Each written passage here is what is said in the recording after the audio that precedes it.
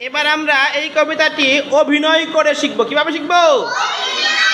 অভিনয় করে শুরু করি। সবাই দেখো আর অভিনয় করে শুরু করো। হ্যাঁ হ্যাঁ। রবীন্দ্রনাথ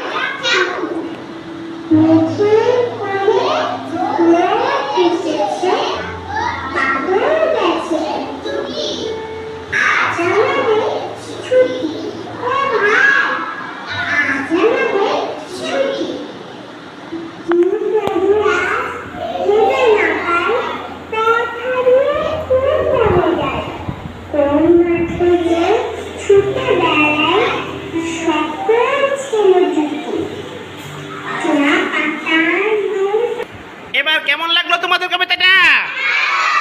ধন্যবাদ সবাই। এবার বসো। এখন আমরা সবাই 5 জন করে ভাগ হলাম, ঠিক না? এখন আমরা দলীয় কাজ করব। কি কাজ করব? দলীয় কাজ। এখন আমরা আমাদের দলের একজনে প্রথমে এই কবিতাটা সবাইকে শোনাইবো। কি করব?